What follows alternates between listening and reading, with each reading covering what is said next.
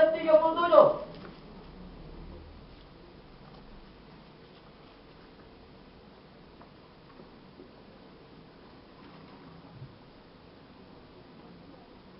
Kita tolong Pak Ben. Perhatikanlah orang yang tulus dan lihatlah kepada orang yang jujur. Sebab pada orang yang suka damai akan ada masa depan. Amin. Orang yang jujur, ya, orang yang suka damai ada masa depan. Coba ada orang nggak jujur, nyolong duit orang, ya, paling gampang loh, masuk polisi loh. Kalau cuma digampar sih nggak apa-apa, tapi kalau ditinju, ada yang sudah rasa tinju belum kan? Mau rasa nggak? Jangan. Ya, jangan. Jadi dikasih orang yang memiliki masa depan, dia suka damai. Dia jujur pengertiannya dalam. Ya, jujur dalam segala hal, jujur dalam keuangan, jujur dalam waktu, jujur dalam tanggung jawab. Betul? Kalau kita kerja 12 jam, ya kerja 12 jam. Ya, jangan. Adek, saya mau pergi dulu ya. Iya. Apa? Tuan, sir, dari going. Bang, mau kemana? Oh, saya mau ke sana. Dia itu. 3 jam. Setengah jam nongkrong. Yang seperti saya katakan, itu berdosa, Pak Jodoh. Dibayar full. Kalau itu 12 jam, masih nggak bayar. Betul? Berarti apa? Tidak jujur, nyolong waktu. Nyolong waktu identik dengan nyolong duit. Nah, kan waktu dihitung dengan duit, betul nggak? Betul nggak? 12 jam kali 5 rata-rata aja ya. Misalnya kali 5 euro 60 euro. Majikan pergi 3 jam, kita nongkrong, SMS, terus telepon, itu setengah jam, 2 euro setengah. Mungkin kalau berapa itu 5 euro. Nyolong waktu berarti nyolong duit. Itu loh. Ada kalanya kan manusia tidak sadar. Tetapi ingat, majikan tidak ada, tetapi majikan punya majikan ada. Dia ada di depan saudara, ada di sekitar saudara, yaitu Yesus Kristus Tuhan kita. Dia ada. Istrimu tidak ada, suamimu tidak ada, nggak ada tuh nggak apa-apa. Tetaplah nggak ada sepi. Ayo, nggak apa-apa. Ayo, mau ya? Lu mau apa? Nggak apa-apa. Nggak mau juga. Hah? Mulai lagi ada di mana? Kalau kita melanggar, kalau tidak ada damai, tidak ada kejujuran, kita tidak ada masa depan. Amin.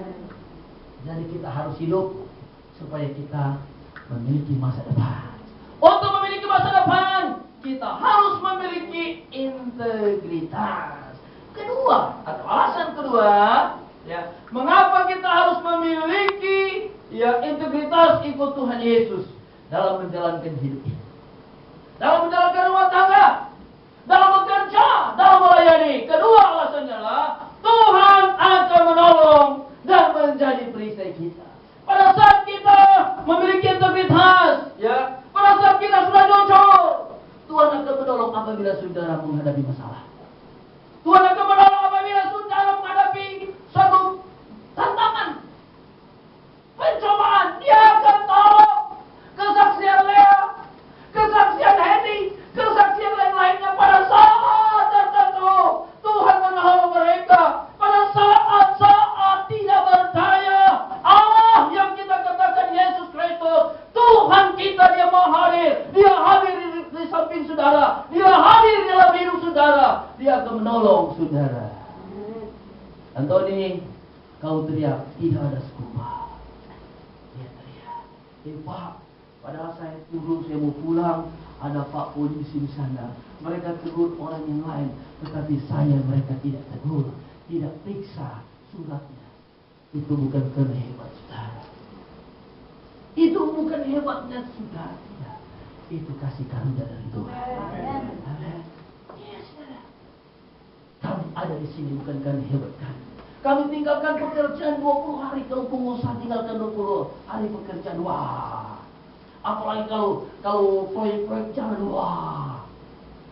Kami tidak. Tuhan yang saya layani ya Tuhan Yesus Kristus. Dia akan menolong saya.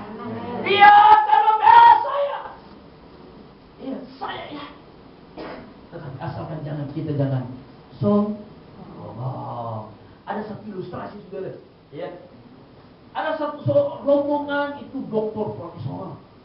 Mereka Pak Pur ke Manado. Di Manado itu ada tempat apa Pak? Diving, ya, tempat dari taman laut namanya Bunaken. Ini dokter profesor semua pintar, ya, dokter profesor punya sok, ya. Itu, wah kalau udah begitu Pak, kita juga ngomong takut, kita cuma ngomong aja. Mereka datang di Manado, mereka mau ke Pulau Bunaken, dan pada saat mereka sampai di terminal boat, ya, untuk ke Bunaken, ini salah seorang profesor. Dia ragu dengan boatman ini yang membawa boat ini. Dia panggil, misalnya namanya di sini ada Ujang nggak ya? Saya pinjam Ujang. Kamu boatman ini yang membawa boat ini ke sana. Iya Pak. Ini profesor dokter semua. Pak, saya nggak percaya. Tampangmu saja begini, saya nggak percaya kamu bisa bawa saya ke sana. Wah, dia kecil. Jadi Bapak gimana? Oke. Saya akan pakai udang, tetapi saya mau tes. Maju dulu. Dia maju. Habis maju mundur. Wah, akhirnya profesor dikatakan, wah Ujang saya percaya, kami naik. Udah naik semua di atas boat. Ini Ujang juga tidak habis akal. Sudah naik semua sudah. Bapak ini profesor, doktor semua, dokter. Iya, kami ini adalah orang-orang dosen di dunia sekuler, pendidikan sekuler, dosen juga di sekolah teologi. Oh iya, dia belum kasih jalan itu Bu. Dia tahan itu Bu. Kemudian dia, Pak, bisa nggak saya bertanya? Boleh. Tadi Bapak sudah tes saya kan? Saya lulus. Oh iya. Sekarang mau tes apa? Wah, ini profesor dokter yang kecil. Profesor. Dokter lagi ya kan? Enggak kenal pot bocor. Sekarang saya mau tes. Iya Pak. Bapak tahu nggak doa Bapak kami? Tahu.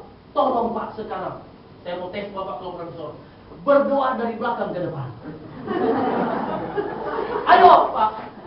Berdoa. Profesor dokter ini kalian. Sampai memulai. Dari amin sampai ke Bapak kami. Ayo. Nggak ada yang bisa.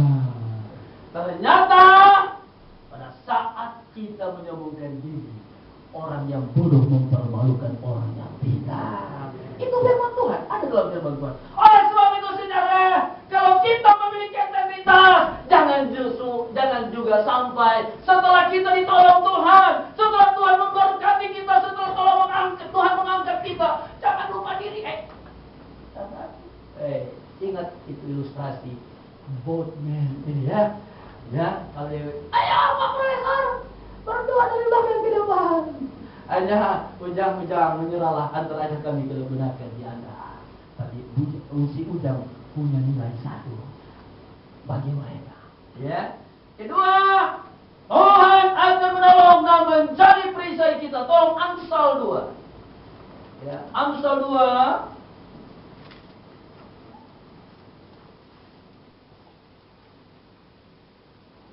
Amsal 2 ayat 7. Ya, tolong Ibu Meli. Tadi sama bagaimana? Oh Pak Bin. Ibu Angel bisa tolong baca.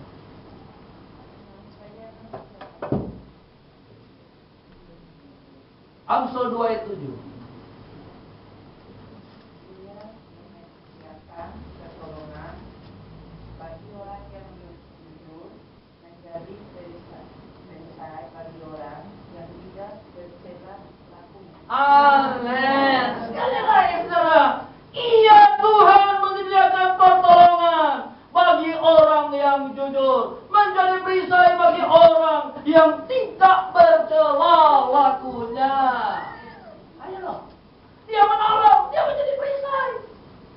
perisai? Perisai pelindung. Bukan hanya penolong, tapi dia pelindung saudara dan saya. Dia melindungi saudara dan saya dari mara bahaya. Kalaupun kita menghadapi mara dan bahaya, dia akan menolong kita. Amin. Kalau kita memiliki integritas. Ayo saudara, saksian tadi menguatkan kita. Karena sadar rupanya Lea udah jauh dari Tuhan. Kesian dia. Ya, jauh dari Tuhan benar, saudara. Kalau kita jauh dari Tuhan, berarti kita tidak memiliki integritas yang sebenarnya sebagai anak Tuhan.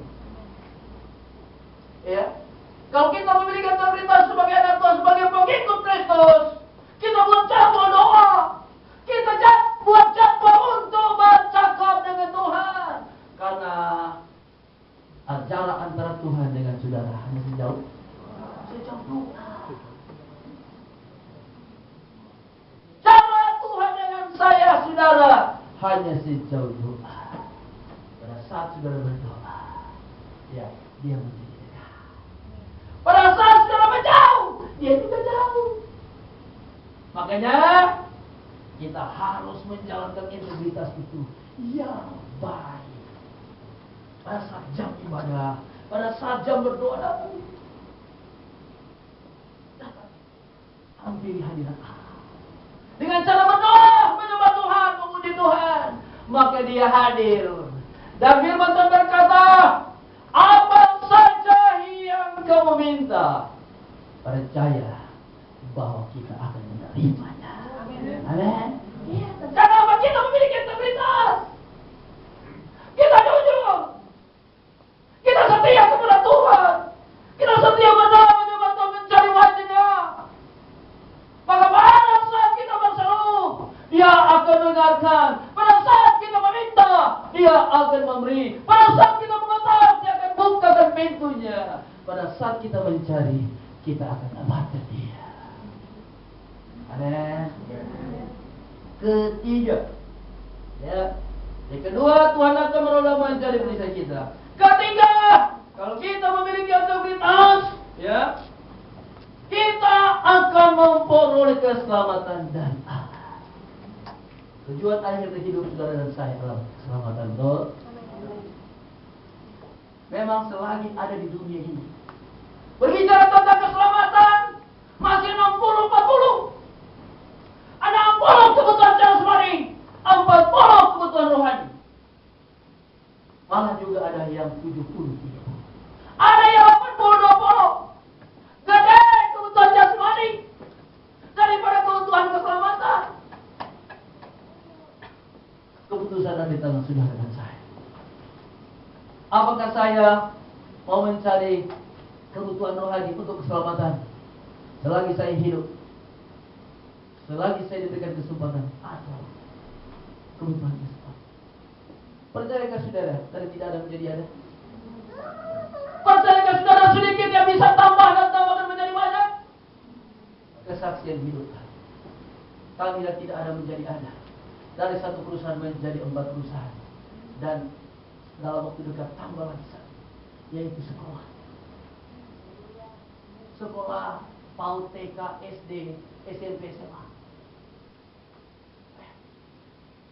Dan nanti Tuhan lagi percayakan. Kenapa?